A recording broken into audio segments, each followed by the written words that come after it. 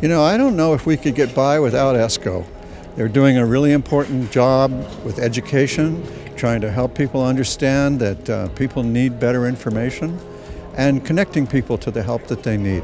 The work that ESCO does certainly raises awareness, but also assists families in so many ways that reduces the burden on our healthcare system so families don't have to reach out and call 911. What we really need to make sure we do is prevent those trips to the ER if they're not necessary. And the way we do that is to build a sustainable healthcare system. And how do we do that? We do it through education. We do it through outreach. We do it through building bridges with other organizations in our communities. And that's exactly what ESCO does. That is so, so wonderful. It's all about not feeling alone. It's all about knowing that you're not on this journey by yourself. That's what they do. They play a really critical role, not only in helping those folks, but actually in reducing the number of people visiting a hospital.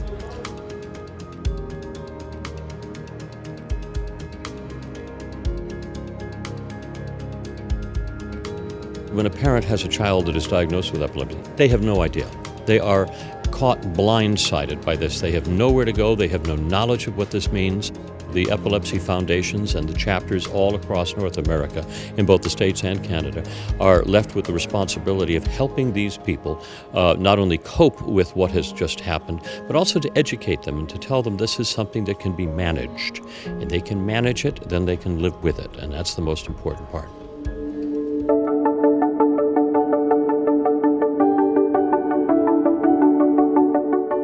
Epilepsy is exhausting, even though we don't have it.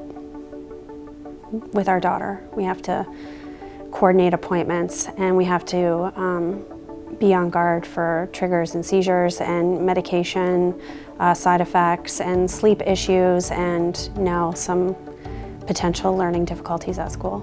Family and friends didn't necessarily understand it at the beginning. Like, I didn't either because I was 7 years old. But trying to explain when Heather was having a seizure, I didn't know how to say that's a seizure and that's what's happening. All I knew was she was having an episode, and that's all I could explain. I know less people wanted to be alone with her because they were afraid of her having a seizure. So a lot of the time, either if my parents weren't there or if I wasn't there, then a lot of people would say, oh, we're busy, we can't do something today. I was given the diagnosis of epilepsy and given some medication and sent home. I didn't know what to do. I was quickly getting more and more fear of leaving the house. And because I didn't know where to go, I would go to my family doctor and tell her what it was that I was feeling. But she didn't have any resources to give me. This organization doesn't just change lives, though. I would say it saves them. Not just because of creating awareness for what to do when someone has a seizure, but because of helping people with epilepsy learn how to live with their new diagnosis, the physical challenges that come with that, and really importantly, the mental aspect of that too. That's a big part of it. And this organization helps you work through that, and it can save your life.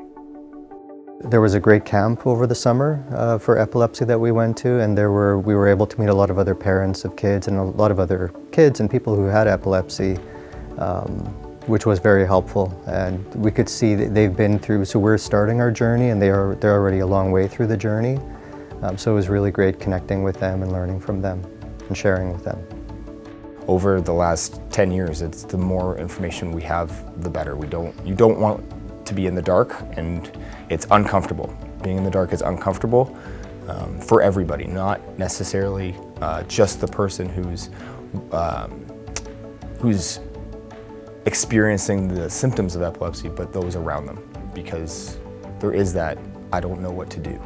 Or there's the potential for that, I don't know what to do. So the more information that you can have it's better. It's better to have more information than less. And that's what Epilepsy South Central Ontario does for people. It gives you more information. It gives you a community of people who you can reach out to. So please reach out to Epilepsy South Central Ontario. It's a fantastic organization. Epilepsy South Central Ontario is like my second home. I come here, I'm happy, I get to see everyone like a second family. So I think this resource in particular, it really benefits not only me but my family. They have different events we can go to and just feel like that normal person, even though it's my new normal. But everyone's supportive and everyone understands. Like, no one's judging. Especially, yeah, I think that's a big thing for me because I know no one's judging. The first time I sat at the table with all of the people that either had epilepsy or had children with epilepsy, it was a moment where I finally felt like I belonged. It was a moment where I felt fear fading away, and it felt like I was being rebuilt. It was as if myself was coming back, and I felt like I belonged, and I could get my feet planted so that I could start moving forward again. I was completely lost before, and this was a place where I could start moving forward again.